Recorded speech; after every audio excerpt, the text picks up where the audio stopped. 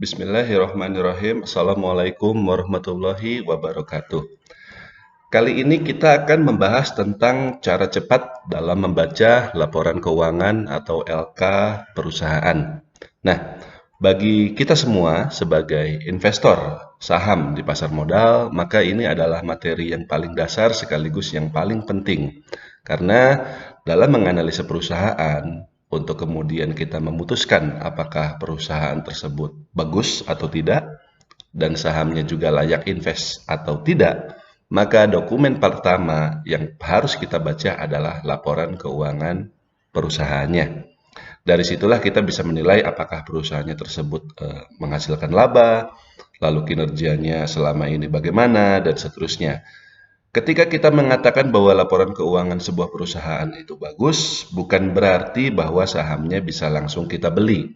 Karena masih ada analisa-analisa lanjutan, terutama kita bisa juga membaca laporan tahunan, public expose, dan seterusnya. Lalu terakhir adalah kita menghitung valuasi sahamnya. Apakah sahamnya tersebut mahal, wajar, atau murah. Dalam value investing, kita harus membeli saham bagus, jadi yang laporan keuangannya dan seterusnya bagus, dan pada harga murah. Tapi pada video kali ini kita akan fokus tentang membaca laporan keuangan terlebih dahulu, ya. Dan di sini saya sudah menyampaikan ada beberapa poin, tepatnya hingga 15 poin, yang harus kita lihat dari sebuah laporan keuangan untuk kemudian kita bisa menyimpulkan, berarti kalau poin-poin 15 ini semuanya dipenuhi, maka kita bisa kesimpulkan bahwa laporan keuangan dari perusahaan tersebut adalah bagus, ya. Jadi kita bisa analisa lebih lanjut seperti itu. Nah, kita bisa langsung lihat contoh realnya saja. Salah satu laporan keuangan yang paling bagus yang selama ini saya pernah pelajari adalah laporan keuangan dari sebuah perusahaan dengan nama Sido muncul. Sekarang kita lihat di sini.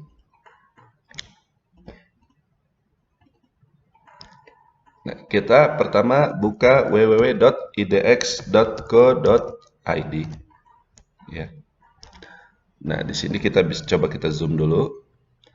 Di bagian atas ini ada tulisan perusahaan tercatat. Anda arahkan kursor ke sini, lalu kemudian ada laporan keuangan dan tahunan. Nah, di sini Anda masukkan kodenya, SIDO. Dan untuk saat ini, laporan keuangan yang paling baru adalah untuk triwulan 3 atau kuartal 3 tahun 2019. Jadi ini kita ubah menjadi triwulan 3, sedangkan tahunnya tetap di 2019. Lalu klik cari. Nah, di sini tidak ada.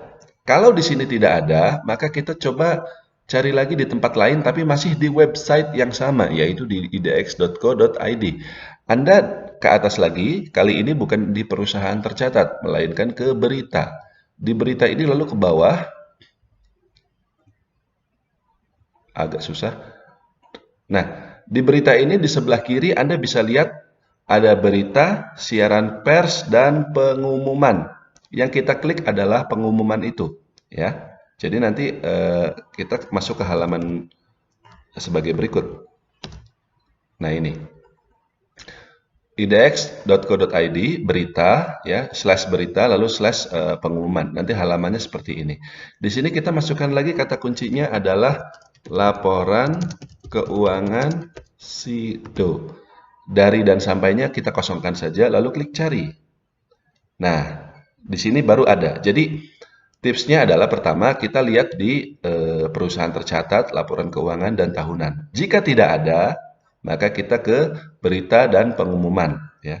Jika tidak ada juga, berarti perusahaan yang terkait memang belum merilis laporan keuangannya.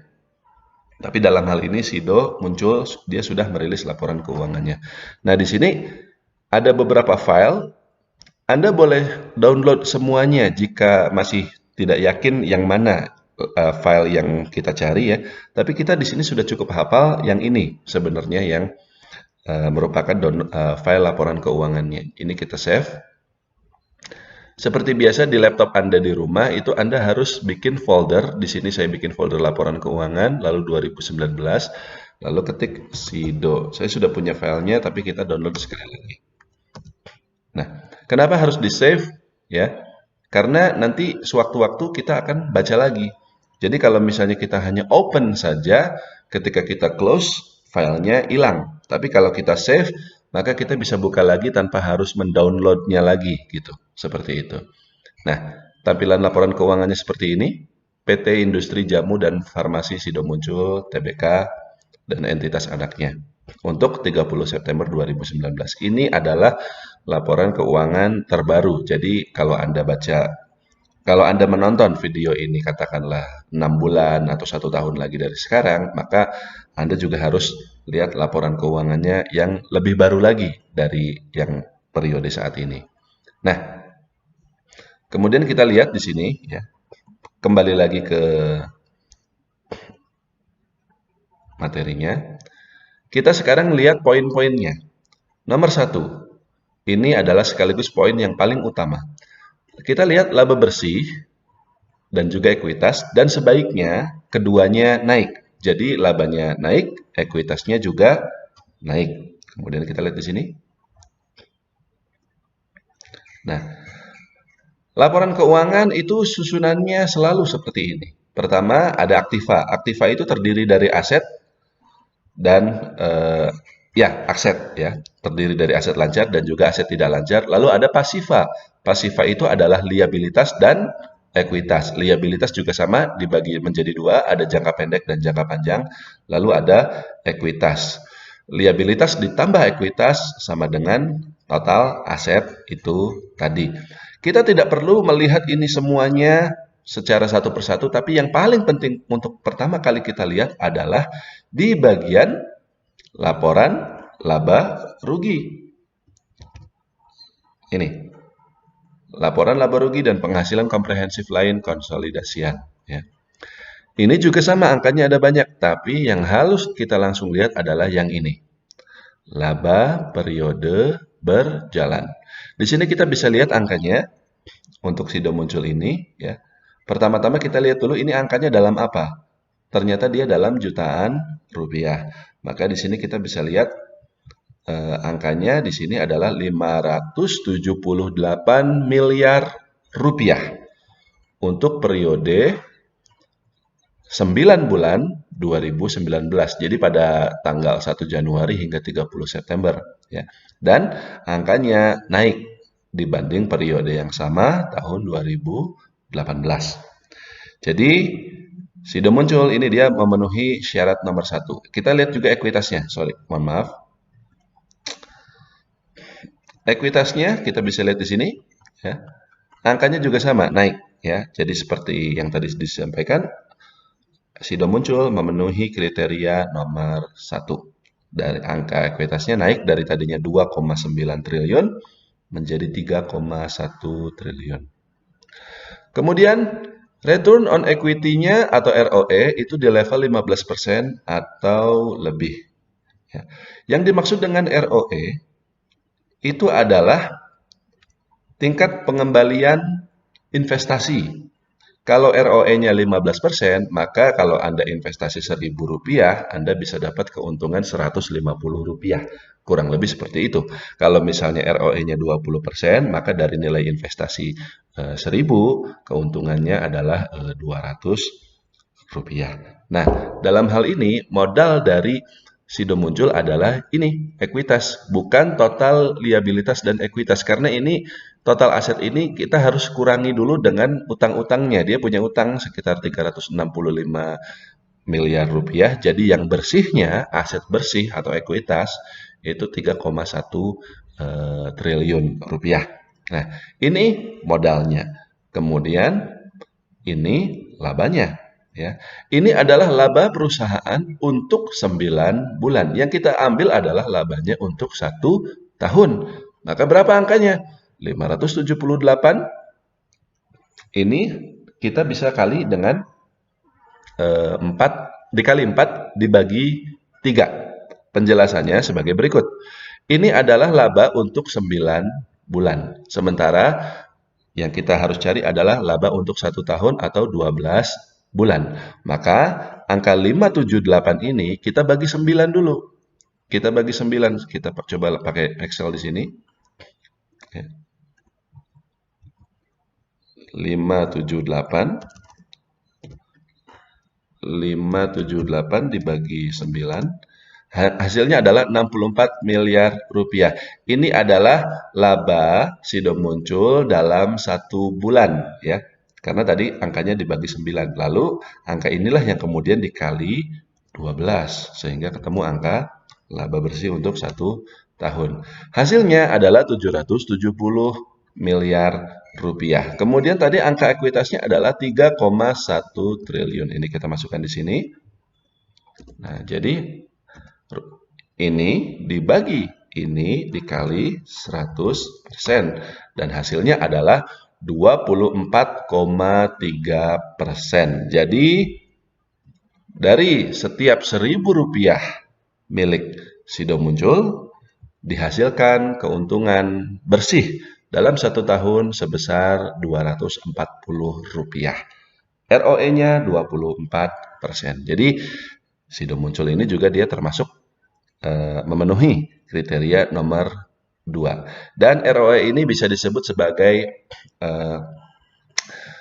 keuntungan indikator paling dasar dari analisis fundamental. Kalau misalnya ROE-nya bagus, ya kemungkinan besar yang lain-lainnya juga bagus. Tapi kalau misalnya ROE-nya kurang dari 15%, berarti perusahaannya tidak menguntungkan. Jadi ya sebagai investor juga kita ngapain beli sahamnya. Tapi dalam hal ini, sudah muncul ROE-nya tidak hanya di atas 15%, tapi cukup jauh, 24% di atas rata-rata saham yang lain. Nah, mungkin juga perlu disampaikan bahwa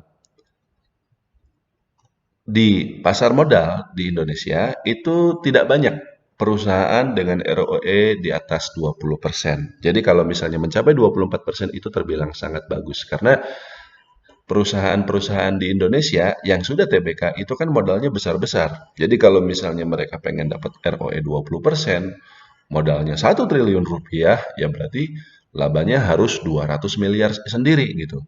Tapi Sido Muncul dia mampu untuk memperoleh laba sebesar itu, bahkan lebih besar lagi, yaitu 24%. Nah, kemudian kita lihat lagi. Membayar dividen sebesar 30 atau 40% atau lebih dari laba bersih perusahaan dalam setahun. Ini sebenarnya datanya tidak bisa kita, kadang ada di laporan keuangan, tapi kadang juga tidak. Jadi yang paling mudah adalah kita bisa lihat di Google saja. Di sini kita bisa lihat, kita cari informasi berapa dividen dari Sido Muncul. Maka kita ketiknya adalah dividen Sido. Nah, di sini ada banyak, tapi yang paling bagus itu kita bisa lihat di websitenya britama.com. Nah, di sini. Ya. Informasi dividen yang bisa kita peroleh adalah dividen terbaru, terakhir tahun 2019 kemarin ya. Di sini adalah dividennya dividen tunai interim sebesar 327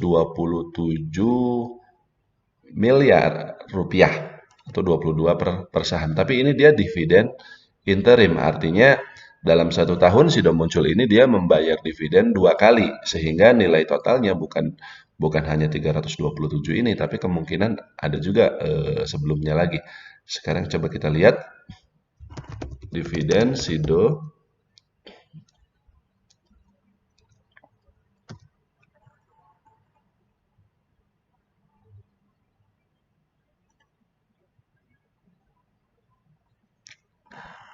Nah, di sini ada informasi yang lebih jelas lagi ya. Di sini total dividen yang dibagikan mencapai 80% dari perolehan laba bersih perusahaan tahun 2018 ya. Kalau tadi kan interim artinya hanya untuk Novembernya saja, sedangkan dalam 1 tahun Sido Muncul membayar dividen 2 kali. Nah, ini totalnya 2 kali pembayaran dividen itu totalnya adalah 531 miliar yang merupakan 80% dari perolehan laba bersih perusahaan. Balik lagi ke yang tadi. Idealnya perusahaan membayar dividen 30 atau 40% atau lebih dari laba bersih perusahaan dalam 1 tahun. Sido Muncul, dia membayar dividen sebesar 80% laba bersihnya. Artinya, Sido Muncul juga memenuhi kriteria nomor 3 ini. Ya. Dividen ini penting, kenapa? Karena perusahaan bisa saja menulis bahwa dia itu laba bersih besar gitu ya. Tapi kalau dia tidak membayar dividen, maka diragukan apakah benar perusahaan memperoleh laba sebesar itu. Karena namanya dividen itu hanya bisa dibayarkan dari laba bersih perusahaan. Kalau perusahaannya rugi, dia tidak boleh membayar dividen. Itu satu. Dan kedua, kenapa angkanya sebaiknya antara 30-40% dari laba bersihnya? Karena kalau kurang dari itu, misalnya labanya Rp1.000 dalam 1 tahun, tapi dividennya hanya Rp100 atau 10%, ya itu berarti terlalu kecil. Sedangkan investor berhak memperoleh lebih dari itu. Tapi kalau misalnya lebih besar dari 40%, misalnya sampai 80% seperti Sido Muncul itu tadi, maka itu indikasi bahwa perusahaannya sudah mature, sudah tidak bisa berkembang lebih jauh lagi sehingga labanya itu tidak diinvestasikan kembali melainkan dibagikan kepada pemegang saham seluruhnya. Dan itu juga kurang bagus. Meskipun dividen yang 80% tadi tentu saja lebih bagus daripada dividen yang hanya 10%. Tapi sekali lagi idealnya adalah antara 30 sampai 40%. Jadi pemegang saham memperoleh imbal hasil yang layak dari investasinya di saham yang bersangkutan sebesar dalam bentuk dividen sebesar 30-40% itu, tapi di sisi lain perusahaan masih menyisihkan laba bersihnya yang tidak dibayarkan sebagai dividen untuk diinvestasikan kembali sehingga perusahaan masih bisa bertumbuh terus dalam jangka panjang. Itu nomor 3 ya. Nah, jadi dalam hal ini Sido Muncul sebenarnya cukup bagus karena dia dividennya mencapai 80%, tapi kurang ideal dan itu menunjukkan bahwa Sido Muncul sudah agak mature. Sebaiknya kita cari perusahaan yang dividennya tidak terlalu besar tapi juga tidak terlalu kecil, yaitu sebesar 30-40%. Tapi oke, mari kita lanjut lagi dan kita masih pakai lihat laporan keuangannya Sido Muncul ini. Nomor 4, utangnya kecil atau maksimal sama dengan nilai ekuitasnya. Kita lihat lagi di sini, sudah muncul. Total utang perusahaan adalah 365 miliar rupiah, sementara ekuitasnya adalah 3,1 triliun. Jadi jika dibandingkan dengan dia punya ekuitas, maka utang Sido Muncul ini terbilang sangat kecil. Jadi itu bagus, ya. Di sini dikatakan maksimal sama dengan nilai ekuitasnya. Jadi kalau misalnya Anda melihat laporan keuangan dari perusahaan lain dengan ekuitas sama 3,1 triliun, tapi utangnya 2 triliun, maka itu juga masih bagus. Tapi jika ekuitasnya 3 triliun, sedangkan liabilitasnya 5 triliun, maka itu hati-hati. Meskipun sebenarnya dalam hal ini tidak semua laporan keuangan bisa disamaratakan, karena ada juga perusahaan-perusahaan tertentu yang wajar jika utangnya besar. Tapi dalam hal ini kita coba kita pukul rata saja dulu gitu ya, bahwa untuk mayoritas perusahaan di BRI sebaiknya utangnya kecil. Nomor 5, utang itu tidak selalu mengandung bunga, ya. Jadi ada juga utang-utang yang tidak mengandung bunga. Nah, jadi poin nomor 5-nya adalah, kalau misalnya Anda kebetulan melihat laporan keuangan utangnya besar, maka coba cek lagi. Utang yang mengandung bunganya itu berapa? Sebaiknya jumlahnya kecil. Utang yang mengandung bunga itu ada 2, utang bank atau obligasi. Sekarang kita lihat lagi di Sido Muncul. Nah, kita bisa lihat di sini. Perusahaan punya utang 365 miliar, tapi utang yang mengandung bunga ternyata tidak ada. Ini dia hanya ada utang usaha, utang lain-lain, dan utang pajak, ya. Dan yang utang jangka panjangnya adalah liabilitas imbalan kerja karyawan. Ini adalah untuk pensiun karyawan, kalau nanti karyawannya pensiun. Nah, Jadi sebenarnya untuk utang yang mengandung bunganya itu nol. Kenapa utang usaha harus kita bedakan dengan utang bank? Ya, logikanya begini. Kalau misalnya si Dom muncul ini dia punya hutang usaha ini misalnya dia beli bahan baku dari perusahaan lain ya. Dia bahan bakunya terima duluan tapi bayarnya belakangan. Nah, kalau utang seperti itu, misalnya nilai bahan baku yang dibeli adalah Rp1.000, maka 6 bulan kemudian ya bayarnya ya 1.000 juga, tidak ada bunga. Tapi beda kalau misalnya si Dom muncul ini meminjam katakanlah Rp1 juta ke sebuah bank. Maka tahun depan ketika si Dom muncul membayar utangnya, apakah yang dibayar 1 juta juga? Tidak. Yang dibayar adalah 1 juta plus bunga. Jadi bisa 1.200.000, bisa 1.100.000 dan seterusnya. Dan bunganya kemudian menjadi beban dari operasional perusahaan ya di sini bisa laba usaha. Jadi ada biaya keuangan seperti itu dan itu bisa menurunkan laba bersihnya. Tapi kalau misalnya utang usaha tidak ada bunga sehingga tidak berpengaruh terhadap laba bersih perusahaan. Seperti itu. Nah, lanjut. Saldo labanya positif dan angkanya lebih besar dibanding modal disetor dan tambahan modal perusahaan. Kita balik lagi, ini kita ngelihatnya di bagian ekuitas ini. Nah, di sini kita bisa lihat ya. Modal ditempatkan dan disetor penuh ya. Itu 1,5 triliun dan ada tambahan modal disetor ya 706 miliar rupiah. Jadi total modal disetornya adalah 2,2 triliun rupiah. Lalu saldo laba ya. Ini tadi kita disebut saldo laba. Saldo labanya harus positif. Ya, di sini angkanya positif. Kalau misalnya saldo labanya negatif, artinya perusahaannya di masa lalu rugi terus. Jadi perusahaannya saldo laba itu kan akumulasi laba atau rugi dari kinerja perusahaan di masa lalu. Tapi dalam hal ini ekuitas dari Sido muncul adalah dari saldo labanya itu positif ya. Jadi ini cukup bagus. Namun kita lihat lagi di sini angkanya lebih besar dibanding modal disetor atau tambahan modal disetor perusahaan. Tadi modal disetornya kita sudah hitung totalnya 2,2 triliun. Saldo labanya kalau kita jumlah ini 700 miliar ditambah 300 berarti sekitar 1 triliun. Berarti saldo labanya itu lebih kecil dibanding modal disetor. Artinya apa? Artinya kurang bagus. Dan kalau misalnya saldo labanya masih kecil, kemungkinannya ada dua.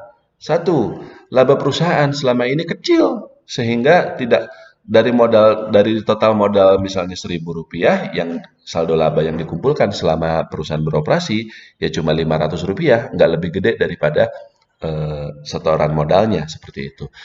Atau yang kedua, sebenarnya labanya gede, tapi selama Sido muncul beroperasi, dari labanya yang gede tersebut, rata-rata digunakan untuk membayar dividen. Nah, tadi kita sudah lihat bahwa Sido muncul ini dia menggunakan 80% laba bersihnya sebagai dividen. Inilah yang menyebabkan saldo labanya jadi kecil. Karena setiap kali perusahaan memperoleh laba bersih, dihabiskan untuk membayar dividen. Jadi sisanya yang di saldo laba ini ya tinggal sedikit seperti itu. Ini juga menunjukkan bahwa Sido muncul sebenarnya kurang bagus dalam hal ini karena perusahaannya tidak berkembang, ekuitasnya tidak nambah-nambah karena terus dihabiskan sebagai dividen ya. Jadi dalam hal ini dia kurang bagus, tapi kita bisa lihat contoh lain misalnya katakanlah seperti coba kita lihat di sini ya. Ada perusahaan consumer goods juga ya, yang juga cukup bagus dan cukup populer sahamnya yaitu ICBP. Kita lihat di sini. Nah, di sini kita bisa lihat ICBP.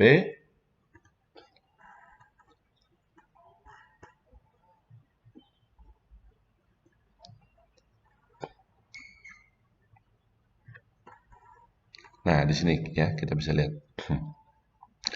Modalnya 583 ya. Tambahan modal disetor 5,9. Jadi 5,9 ini ditambah 500 totalnya adalah 6,4 atau 6,5, 6,5 triliun.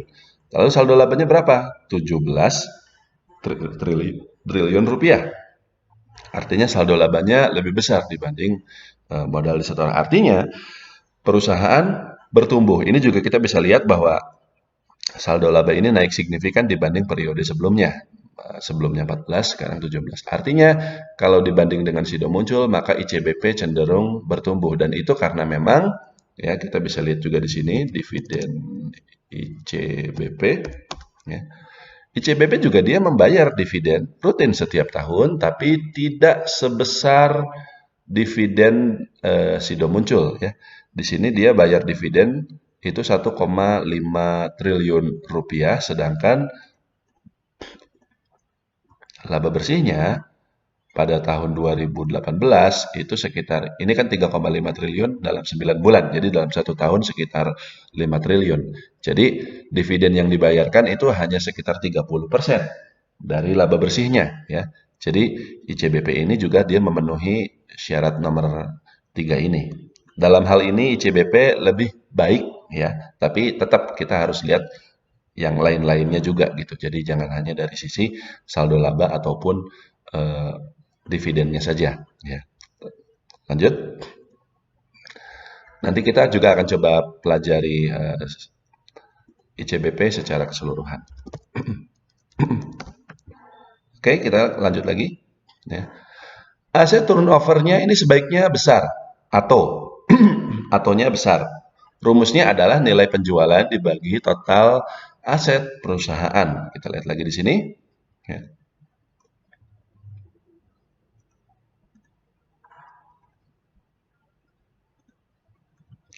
Nah, ini CBP, ini sudah muncul.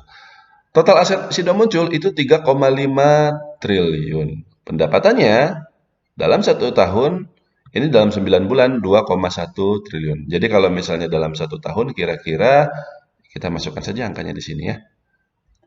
Ini yang 578 ini kita ganti menjadi 2128, 2128. Nah, jadi dalam satu tahun kira-kira pendapatannya dia adalah 2,8 triliun.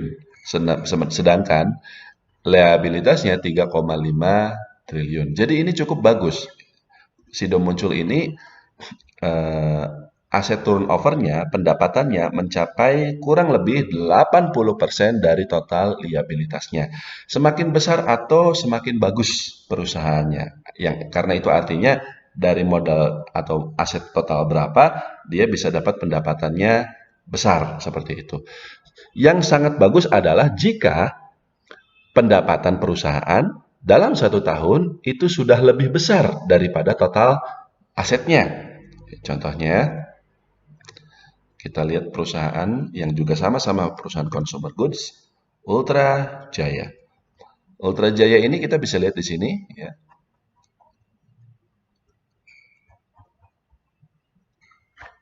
Nah, ini dia ya.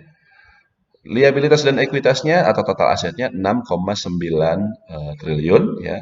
Dan penjualannya itu dalam 9 bulan sudah 4,5 triliun. Jadi kalau kita masukkan angkanya di sini ya. 4585 4585 ya. Nah, ini 6 triliun. Jadi nilai penjualan dari Ultra Jaya dalam satu tahun adalah kurang lebih sama dengan total asetnya. Jadi dalam hal ini dari sisi ATO ya, itu Ultra Jaya lebih baik daripada Sido Muncul. Tapi sekali lagi adalah sebaiknya cari saham yang laporan keuangannya menunjukkan aset turnover yang besar, yaitu penjualannya cukup besar dibanding total aset perusahaan. Nomor 8. Inventory turnover-nya besar. Rumusnya adalah nilai pendapatan, jadi sama kita lihat nilai penjualan atau pendapatan tadi, tapi kali ini dibagi nilai persediaan, bukan total aset. Kembali ke Sido Muncul. Ya. Pendapatannya dia itu 2,1 triliun selama 9 bulan. Sedangkan persediaan itu kita bisa lihat di bagian aset lancar. Nah ini dia, persediaan neto 356 miliar rupiah. Artinya dalam 1 tahun ya, kalau pendapatannya yang tadi disetahunkan berarti kan menjadi 2,8 triliun ya. Sido muncul ini 9 bulan ini 2,1 disetahunkan menjadi 2,8. Dalam 1 tahun Sido muncul ya, dari persediaan yang sama senilai 356 ini, dia bisa jual berkali-kali hingga sebanyak 8 kali. Sehingga pendapatannya mencapai 2,8 triliun. Ini menunjukkan bahwa Sido muncul perusahaannya, termasuk perusahaan fast moving. Perusahaan yang perputarannya cepat, dan ini termasuk sangat bagus. Artinya, omsetnya jalan terus gitu, istilahnya seperti itu. Dan rata-rata perusahaan consumer goods memang seperti itu. Jadi persediaannya kecil tapi pendapatannya besar, yang artinya dari persediaan yang sama bisa diputar berkali-kali dalam waktu 1 tahun ya. Di sini juga kita bisa lihat ICBP contohnya. Nah, ICBP ini penjualannya ya kita bisa lihat 32 triliun sekian, yang kalau disetahunkan menjadi 38 triliun kurang lebih, sedangkan persediaannya itu hanya 3 triliun. Berarti kan 10 kali lipatnya ya. Ultra Jaya juga sama. Dia persediaannya 832 miliar, sementara pendapatannya mencapai 4 triliun sekian. Jadi sekali lagi, inventory turnover sebaiknya besar. Semakin besar perbandingan pendapatan dengan nilai persediaan, maka itu semakin bagus. Nomor 9, current rasionya besar. Rumusnya adalah aset lancar dibagi kewajiban atau utang lancar. Kita lihat lagi di sini sudah muncul. Current rasio adalah aset lancar, ya ini 1,7 triliun dibagi kewajiban lancar 317 miliar rupiah. Sebaiknya current rasio ini ya, total aset lancarnya lebih besar dibanding kewajiban lancarnya. Dan dalam hal ini Sido muncul memang memenuhi syarat tersebut. 1,7 triliun jelas jauh lebih besar daripada 300 miliar rupiah. Ini artinya apa? Artinya kalau misalnya ada utang-utang yang jatuh tempo, ini kan artinya utang yang jatuh tempo dalam 1 tahun ya, meskipun utang usaha bukan utang bank, tapi ini harus semuanya dilunasi dalam waktu kurang dari 1 tahun. Itu totalnya nilainya hanya 300 miliar, sedangkan di sisi lain aset-aset lancar ya, termasuk uang kas 900 miliar sekian, jumlahnya lebih besar, jauh lebih besar daripada utang-utang jangka pendeknya. Artinya, Sido muncul tidak memiliki risiko untuk gagal bayar, karena aset lancar yang dimiliki perusahaan jauh lebih besar dibanding utang jangka pendeknya. Sido muncul tidak akan mengalami kesulitan untuk melunasi hutang-hutangnya yang jatuh tempo dalam jangka pendek. Seperti itu. Kemudian lanjut. Jadi dalam hal ini kembali lagi, hati-hati dengan perusahaan yang misalnya posisinya justru sebaliknya. Misalnya katakanlah total aset lancarnya hanya 100 miliar, tapi utangnya 1 triliun. Nah itu sangat berbahaya. Ada kemungkinan perusahaan akan kesulitan membayar hutangnya. Lalu net income margin besar. Net income margin adalah laba bersih dibagi pendapatan. Ya. Nah di sini. Di sini kita bisa lihat laba bersihnya Sido muncul dalam 1 tahun adalah 578 miliar rupiah. Sedangkan pendapatannya adalah 2,1 triliun. Jadi angkanya adalah kita lihat di sini. Ya.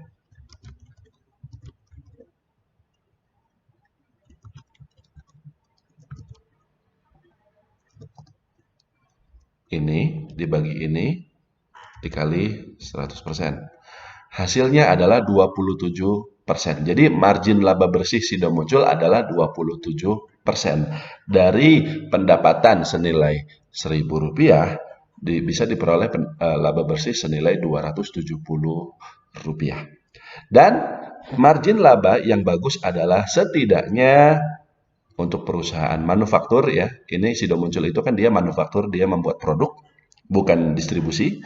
Itu memang sebaiknya sekitar 20%. Jadi kalau misalnya marginnya kurang dari 20%, ya berarti itu kurang bagus. Pendapatannya boleh sangat besar, tapi habis untuk biaya yang macam-macam, sisa laba bersihnya tinggal sedikit, itu nggak bagus.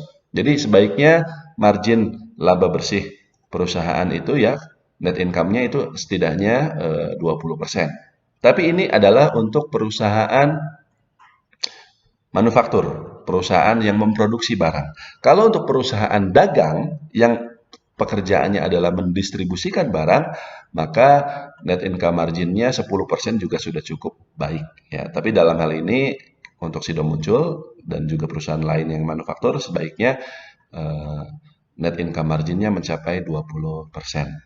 Lanjut. Nomor 4. Idealnya, nah ini sedikit lebih detail lagi ya. Kita bisa melihat di sini. Idealnya setelah laba usaha dan laba operasional hanya ada beban pajak yang besarnya 25% dari laba usaha tersebut. Nah, kita bisa lihat di sini. Ya. Di sini ada laba usaha dari Sido Muncul sekitar 730 miliar rupiah. Di sini disebutkan, setelah laba usaha atau laba operasional hanya ada beban pajak. Artinya tidak ada beban-beban yang lain lagi. Biasanya kalau misalnya perusahaan dia punya utang, maka setelah laba operasional itu ada namanya beban bunga utang, ya. Jadi perusahaan masih harus bayar bunga utangnya, tapi sebaiknya tidak ada, hanya beban pajak saja.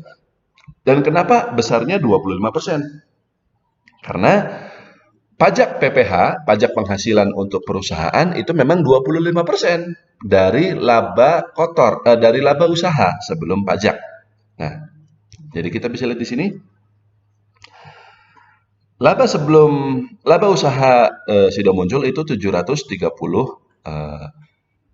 miliar rupiah. Lalu dia di sini bukannya beban tapi malah ada penghasilan keuangan. Kenapa ini penghasilan keuangannya kok besar sekali sampai 36 miliar? Karena kita bisa lihat di sini ya.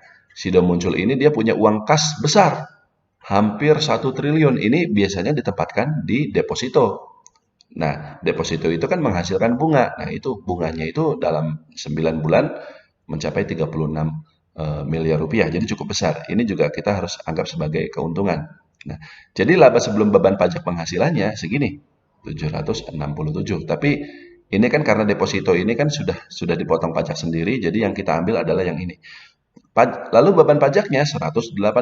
Nah, kita harus cek 188 ini berapa persen dari 730.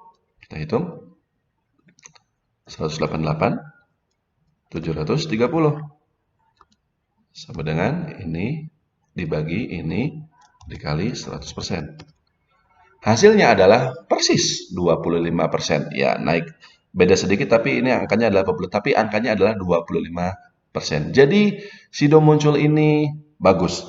Labanya dia yang 730 ini real karena sudah dikenakan pajak sebesar 25% sehingga bersihnya adalah 578. Bapak Ibu sekalian, hati-hati dengan laporan keuangan yang menyebutkan laba usahanya itu sekian ya, tapi beban pajaknya ternyata kecil sekali. Tidak sampai 25% dari laba usahanya tersebut. Contohnya apa? Kita bisa lihat di sini ada perusahaan consumer goods juga. Ya, memang kita kali ini banyak pakai contoh perusahaan consumer goods. Kita misalnya di sini, namanya Kino, PT Kino Indonesia. Nah ini kita save link. Kino.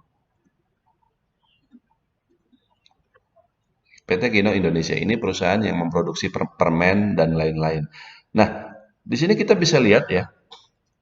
Nah ini dia. Laba sebelum pajak penghasilan itu 500 miliar rupiah. Tapi beban pajaknya cuma 58 miliar. Artinya beban pajaknya tidak sampai 25%, melainkan hanya kita lihat di sini 58, sedangkan ini 500, melainkan hanya 11%. Artinya apa? Artinya ada kemungkinan bahwa dari laba usahanya yang 500 miliar ini, ya, tidak seluruhnya merupakan laba bersih yang real, tapi bisa juga hanya ada sebagian laba yang sifatnya hanya pembukuan, alias nggak ada duitnya. Itu nanti kita jelaskan di waktu yang lain, tapi intinya adalah laba yang hanya sifatnya pembukuan itu memang tidak dikenakan PPh. Jadi yang kena PPh-nya adalah laba yang real. Makanya ini labanya PPh-nya kecil. Kalau PPh-nya tidak sampai 25%, artinya ada kemungkinan labanya juga sebenarnya adalah tidak sampai 500 miliar, melainkan kurang dari itu. Nah, tapi sekali lagi untuk Sido, seperti yang tadi kita sudah hitung, beban pajaknya adalah benar 25% dari laba usahanya. Oke, lanjut. Idealnya angka laba komprehensif tidak jauh berbeda dengan angka laba bersih tahun berjalan. Lihat lagi di sini. Ya. Nah, di sini ya, laba periode berjalan 578. Laba komprehensifnya 579. Angkanya berbeda tapi selisihnya tidak jauh berbeda. Hanya 1 miliar rupiah. Nah, apa yang dimaksud dengan laba komprehensif? Apa bedanya dengan laba periode berjalan? Intinya adalah untuk laba periode berjalan ini, ya, dia adalah yang berasal dari operasional perusahaan dan lain-lain. Meskipun kadang-kadang angkanya ada yang real, ada yang tidak, ya. Tapi kadang-kadang perusahaan itu dia juga memperoleh pendapatan atau beban yang sebenarnya tidak ada hubungannya dengan operasional perusahaan dan juga uangnya tidak real, tidak benar-benar diterima oleh perusahaan. Contohnya apa? Nah, ini dia. Laba atau rugi pengukuran kembali atas liabilitas imbalan kerja. Bapak Ibu sekalian, yang dimaksud dengan liabilitas imbalan kerja ya, itu adalah yang di sini. Nah, ini liabilitas imbalan kerja karyawan. Ini adalah 34 miliar ini ya. Ini adalah utang Sido muncul kepada karyawannya yang baru akan dibayarkan ketika karyawannya pensiun nanti. Makanya di sini dia masuknya liabilitas jangka panjang, ya. Biasanya kalau di perusahaan besar itu kan karyawannya dia punya tabungan untuk kalau nanti dia pensiun. Nah, jadi kalau misalnya udah pensiun, perusahaan memberikan pesangon kepada karyawan yang bersangkutan dan uang itu adalah sebelum karyawan itu pensiun, uangnya dicatat sebagai utang. Dana 34 miliar ini tentunya tidak hanya ditaruh begitu saja dalam bentuk uang kertas, ya, tapi biasanya itu diberikan kepada dana pensiun, diberikan kepada perusahaan-perusahaan dana pensiun, entah itu Taspen, entah itu BPJS Ketenagakerjaan yang dulu namanya Jam Sostek, atau asuransi dan seterusnya untuk diinvestasikan, diputar kembali. Nah, jadi dari angka yang 34 miliar ini, ya, karena diputar oleh pihak ketiga, maka dia dihasilkan keuntungan setelah dihitung ulang, keuntungannya untuk tahun 2019 ini sebesar 1 miliar rupiah. Tapi ini angkanya tidak real. Kenapa? Karena eh, utang yang 34 miliar tadi ya, ini tidak akan dicairkan dalam jangka pendek. Karena kan pensiunnya masih lama karyawannya, jangka panjang. Tapi tetap angka 1 miliar, keuntungan 1 miliar itu tetap harus dicatat. Nah, itu kemudian masuk ke penghasilan atau rugi komprehensif lain-lain. Seperti itu. Karena sekali lagi ini tidak berhubungan langsung dengan operasional perusahaan ya. Nah, sebaiknya angka-angka yang seperti ini, kalaupun ada ya, tapi angkanya tidak besar, sehingga tidak mengubah angka komprehensif dibanding dengan angka laba komprehensif dibanding dengan laba periode berjalan gitu ya. Jadi laba periode berjalannya 578, tapi komprehensifnya 579. Angkanya tidak terlalu jauh berbeda. Jadi ini bagus seperti itu. Untuk perusahaan lain belum tentu sama. Jadi kita lihat misalnya ICBP di sini ya.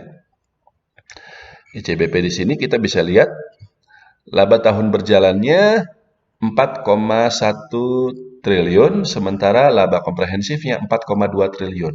Berbeda, tapi sekali lagi tidak terlalu signifikan perbedaannya. Atau Ultra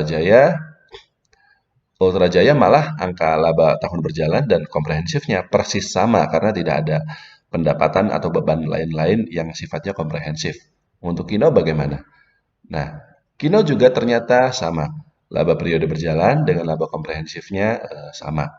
Hati-hati sekali lagi dengan perusahaan yang laba berjalannya sekian, tapi laba komprehensifnya jauh berbeda. Itu ada kemungkinan perusahaan ya terlalu banyak berspekulasi, berinvestasi di aset-aset yang tidak ada hubungannya dengan operasional perusahaan, yang kalaupun di satu waktu untung, tapi bisa saja di waktu yang lain rugi. Seperti itu. Jadi sekali lagi sebaiknya cari laporan keuangan yang laba komprehensifnya tidak jauh berbeda dengan laba bersih tahun berjalan. Nomor 13. Laporan arus kas atau cash flow. Angkanya tidak jauh berbeda dengan laporan laba rugi. Laporan arus kas itu bisa dilihat di bagian paling bawah dari bagian inti laporan keuangan perusahaan. Ya. Nah, di sini dia. Di sini kita bisa lihat laporan arus kas dari aktivitas operasi. Penerimaan dari pelanggan. Ini bisa disebut sebagai pendapatan. 2,1 triliun. Kas neto dari aktivitas operasi, ini laba bersih. 576 miliar rupiah. Sekarang kita bandingkan dengan laporan laba ruginya. Pendapatannya sudah muncul 2,1. Angkanya mirip atau sama dengan tadi penerimaan dari pelanggan. Dan laba periode berjalannya juga sama, 578 miliar. Kita lihat di sini, balik lagi. Nah, 576, hanya berbeda sedikit. Jadi, angkanya tidak jauh berbeda. Kalau persis sama, tidak mungkin. Tapi kalau misalnya angkanya jauh berbeda, maka itu juga harus hati-hati. Berarti ada kemungkinan pendapatannya juga hanya bersifat pembukuan atau nggak ada duitnya gitu. Tapi dalam hal ini, sudah muncul angka-angka di cash flow-nya tidak jauh berbeda dengan angka-angka di laporan laba ruginya. Ya. Lalu nomor 14. Neracanya bersih dan sederhana. Dan demikian pula dengan laporan laba ruginya. Nah, ini kita bisa lihat di sini.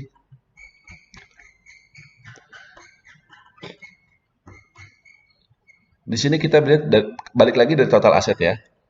Asetnya ada kas, ya kan, piutang usaha, piutang lain-lain, persediaan neto, uang muka, beban dibayar muka, udah.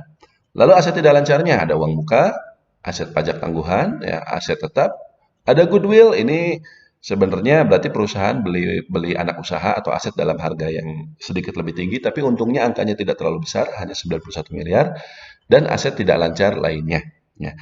Ini sangat sederhana, sangat singkat. Jadi bagus seperti itu. Untuk utangnya juga sama, utang usaha, utang lain-lain, utang pajak, that's it.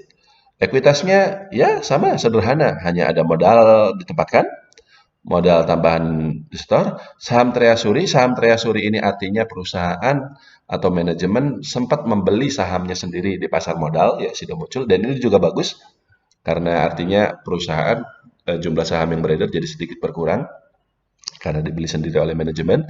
Lalu ada saldo laba, ya. Jadi ini termasuk sederhana dan simpel. Ini juga sama, penjualan, laba bruto, laba usaha, ya, laba sebelum pajak penghasilan, penghasilan komprehensif, dan seterusnya. Jadi sudah muncul termasuk yang neracanya bersih dan sederhana, demikian pula dengan laporan laba ruginya. Tapi bagaimana dengan misalnya katakanlah Kino? Nah,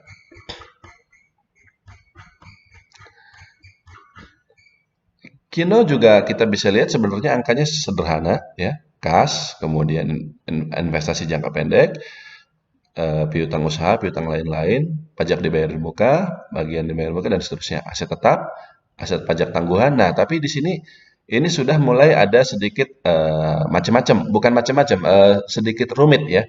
Jadi di sini ada aset pajak tangguhan, tapi ada juga taksiran tagihan pajak. Ya. Ini sedikit lebih complicated daripada sudah muncul tadi. Kemudian di sini juga sama. Dia ada beban yang masih harus dibayar ya. Ini apa bedanya dengan utang usaha ya? Kalau misalnya kita lihat di sini sudah muncul. Tidak ada seperti itu. Dia tidak ada beban yang masih harus dibayar seperti itu. Dan dia juga punya utang bank, utang sewa pembiayaan, ya. Liabilitas imbalan kerja karyawan ini juga harusnya untuk jangka panjang saja, tapi dia punya punya untuk jangka pendek juga. Jadi dia sekali lagi laporan keuangannya Kino ini sedikit lebih rumit dibanding Sido Muncul. Ada akun-akun yang memerlukan penjelasan lebih lanjut, bisa dibilang seperti itu. Kemudian ini juga ada liabilitas pajak tangguhan, ya.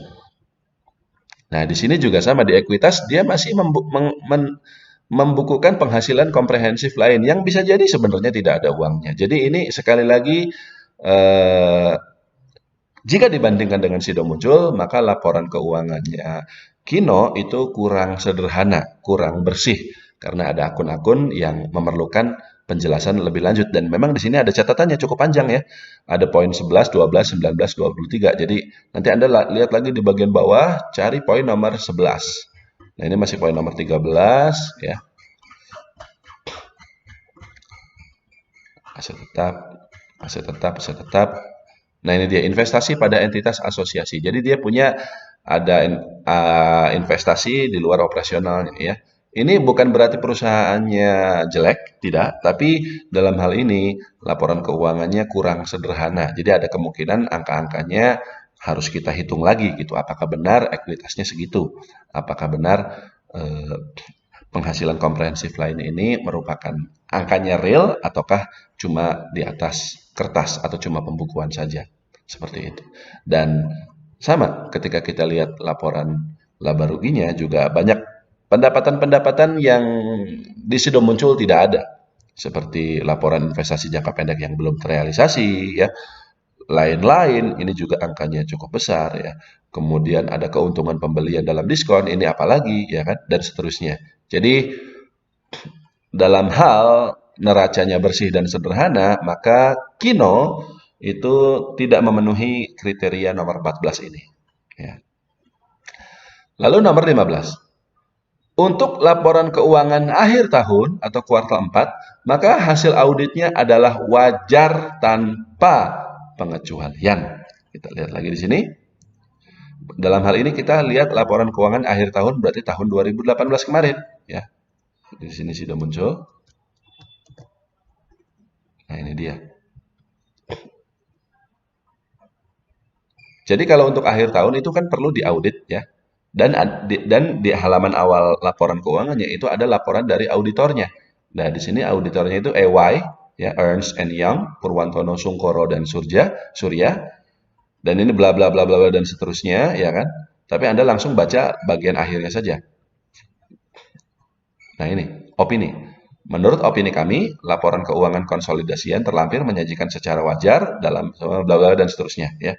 Jadi Sido Muncul ini memenuhi syarat nomor 15. Untuk syarat nomor 15 ini sebenarnya mayoritas perusahaan ya hampir pasti laporan opininya adalah wajar tanpa pengecualian, ya, termasuk Hino, termasuk ICBP dan lain-lain. Tapi kadang-kadang ada beberapa perusahaan yang eh, opini publiknya tidak seperti itu gitu ya. Contohnya di sini ada Bumi Resources.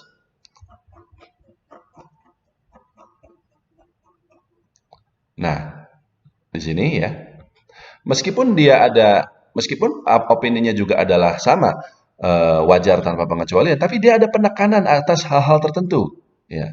Jadi ada catatan gitu ya, ada concern yang sebenarnya perlu ditelaah lebih lanjut, bisa dibilang seperti itu. Nah, A, B, C, D, dan ini Anda bisa baca sendiri, yang artinya adalah dari pihak meskipun dari auditor mengatakan bahwa opininya wajar tanpa pengecualian, tapi kalau ditelaah lebih lanjut, mungkin ada beberapa hal yang sebenarnya eh, tidak terlalu eh, apa ya bahasanya harus ditelaah lebih lanjut lah, kurang lebih seperti itu. Jadi itu kurang kurang kurang bagus. Ada kemungkinan laporan keuangannya Bumi Resources itu perlu disajikan kembali dan angka-angkanya bisa saja berubah seperti itu. Tapi dalam hal Sido Muncul, hal itu tidak terjadi. Jadi laporan keuangannya termasuk bagus. Hasil auditnya adalah wajar tanpa pengecualian. Sebenarnya Hasil audit ini juga bukan menjadi jaminan ya bahwa laporan keuangan sebuah perusahaan itu bagus.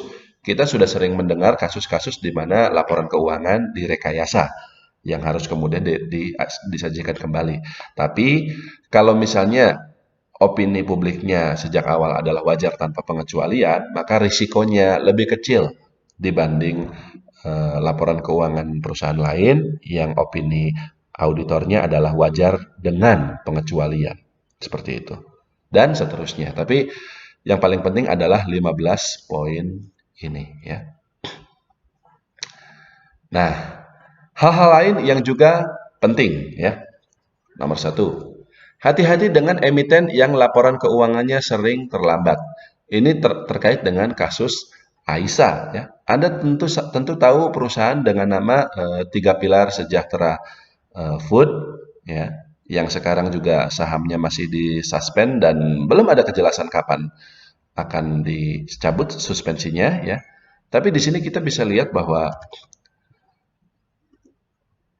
sejak dulu sebenarnya saya termasuk yang meskipun Aisyah ini kan dia perusahaan consumer goods juga sehingga orang suka gitu. Orang berpendapat bahwa ini bagus dan seterusnya. Tapi sejak dulu, sejak perusahaan sudah ada di BI sejak tahun 2012 kalau nggak salah ya. Saya waktu itu di teguhhidayat.com juga sudah membahas tentang perusahaan ya. Nah, di sini. Nah, ini. Itu tulisan pertama itu tahun 2012 bulan Juli ya. Nah, di sini Anda bisa baca lagi. Waktu itu saya mengingatkan bahwa meskipun secara prospek dan lain-lain Aisyah ini menarik, karena biar bagaimana, kan katanya beras itu dibutuhkan oleh masyarakat luas ya. Tapi harus hati-hati karena Aisyah ini dia laporan keuangannya sering terlambat. Jadi kalau misalnya laporan keuangan kuartal 1, itu kan deadline-nya adalah tanggal 30 April di tahun yang bersangkutan. Tapi ketika perusahaan yang lain sudah merilis laporan keuangannya pada atau sebelum tanggal 30 April tersebut, Aisyah ini malah baru keluar sebulan berikutnya. Dan untuk saat ini pun laporan keuangan yang paling baru adalah untuk akhir tahun 2017, sedangkan kita tahu sekarang sudah tahun 2019. Jadi sangat meragukan. Kita tidak pernah tahu apa yang dilakukan oleh perusahaan sehingga laporan keuangannya terlambat seperti itu. Tapi ya tentu saja kita bisa lebih percaya dengan perusahaan yang laporan keuangannya lebih tepat waktu seperti itu. Nomor 2, sebaiknya laporan keuangan akhir tahun diaudit oleh Big Four auditor ya, terutama jika asetnya perusahaannya besar di atas 5 triliun ya. Kalau perusahaannya kecil sih nggak apa-apa pakai auditor siapa saja. Tapi kalau misalnya perusahaannya besar, ya logikanya dia juga pakai auditor yang besar juga. KPMG ya, Ernst & Young, Deloitte, PwC, PricewaterhouseCoopers atau apapun itulah ya. Kita lihat lagi Aisyah ya. Aisyah contohnya di sini kita bisa lihat auditornya bukan Big Four tadi, padahal aset dia juga sebenarnya cukup besar. Aset dia itu 8 triliun. Tapi sudah muncul ya, tadi kita bisa lihat auditornya adalah mana tadi kita lihat? Oh, bukan di sini. Mohon maaf. Nah, ini auditornya Ernst & Young seperti itu. Lanjut. Nah, tidak semua 15 poin di atas harus dipenuhi agar sebuah perusahaan sahamnya menjadi layak investasi. Jika sebuah laporan keuangan memenuhi 8 hingga 12 poin saja, ini kan tadi ada total 15 poin ya, 1, 2, 3, 4, 5, dan sampai terakhir 15. Tapi asal dia memenuhi 8 sampai 12 poin saja, maka sahamnya tetap layak invest selama valuasinya masih murah. Sudah muncul juga dia tidak memenuhi 15 kriteria ini. Ada beberapa yang kriterianya tidak terpenuhi. Contohnya yaitu saldo labanya itu lebih kecil daripada modal disetor, tadi kita sudah bahas ya. Kemudian dividennya juga terlalu besar ya. Tapi untuk poin-poin lainnya dia memenuhi, maka SIDO muncul termasuk perusahaan yang kalau dari laporan keuangannya sangat layak investasi. Lalu nomor 4, Perhatikan juga laporan keuangan historis. Jadi jangan hanya baca laporan keuangan terbaru. Untuk gampangnya kita bisa lihat laporan tahunan. Ya, di sini kita bisa lihat. Jadi di sini kita buka lagi laporan tahunan SIDO. Seperti itu. Lalu klik cari. Nah, di sini kita bisa lihat SIDO muncul. Laporan tahunan terbaru adalah untuk tahun 2018. Di sini kita masukkan di sini SIDO. Nah, di laporan tahunan ini kita bisa melihat kinerja historis perusahaan dalam waktu 5 tahun terakhir. Sebenarnya angkanya di software sekuritas yang Anda punya itu juga mungkin sudah ada atau di RTI ya. Tapi untuk lebih pastinya kita bisa lihat di sini di laporan tahunan perusahaan karena di sini datanya disajikan langsung oleh pihak perusahaan itu sendiri. Nah, di sini kita bisa lihat bahwa pendapatannya sudah muncul, cukup konsisten naik dari tahun ke tahun meskipun kenaikannya tidak terlalu signifikan. Tahun 2014 2,1 triliun, 2018 kemarin 2,7. Labanya juga sama, naik secara konsisten meskipun kenaikannya tidak terlalu signifikan. Dari 417 sekarang menjadi 663. Kenaikan yang konsisten namun tidak signifikan ini bisa dijelaskan karena itu tadi. Karena perusahaan dia tidak ekspansi lebih lanjut. Labanya habis dibayar sebagai dividen sehingga dia tidak katakanlah bikin pabrik baru atau semacamnya. Sehingga ini bisa jadi kenaikannya lebih karena kenaikan harga jual saja. Harga jual dari produk SIDO muncul tolak angin misalnya. Tadi tahun 2014 dulu harganya 1.000, sekarang jadi 1.500 per sachet. Contohnya seperti itu. Meski demikian, kita dalam hal ini bisa mengatakan bahwa SIDO muncul kinerjanya cukup konsisten dalam jangka panjang dan ini juga termasuk sangat baik seperti itu. Ada banyak perusahaan lain di BI yang meskipun kita lihat kinerja terbarunya bagus, tapi kalau kita lihat kinerjanya 5 tahun terakhir, ya naik turun atau kadang ada tahun-tahun tertentu di mana dia rugi. Nah, itu juga kurang bagus. Seperti itu. Lalu nomor 5, khusus untuk laporan keuangan perbankan analisanya beda lagi ya. Karena kita bisa lihat di sini ya. Contohnya laporan keuangan perbankan itu 2019. Nah, di sini contohnya Bank BNI ya. Nah, di sini Bank BNI ini kita bisa lihat laporan keuangannya itu tidak ada aset lancar atau aset tidak lancar, dia hanya aset saja. Kemudian kewajibannya juga sama, liabilitasnya tidak ada kewajiban liabilitas dan lancar maupun tidak lancar. Lalu ada dana syirkah temporer, ya. Lalu baru ekuitas. Jadi karena susunannya beda, maka cara membacanya juga agak berbeda. Namun demikian, karena video kali ini sudah cukup panjang, maka ini kita akan bahas lain waktu karena sebenarnya tidak hanya perbankan, tapi untuk sektor-sektor lain. Ya, tadi kan yang kita pakai contoh itu hampir semuanya, bukan hampir, memang semuanya adalah perusahaan consumer goods ya. Sudah muncul di sini kita lihat. Lalu Indofood CBP, Ultra Jaya, dan Kino Indonesia, dan juga Aisyah. Semuanya merupakan perusahaan consumer good. Ya. Kalau misalnya untuk perusahaan yang lain, ya contohnya yang tadi sudah disampaikan, mungkin utangnya boleh besar kalau misalnya kalau dia perusahaan konstruksi dan lain-lain.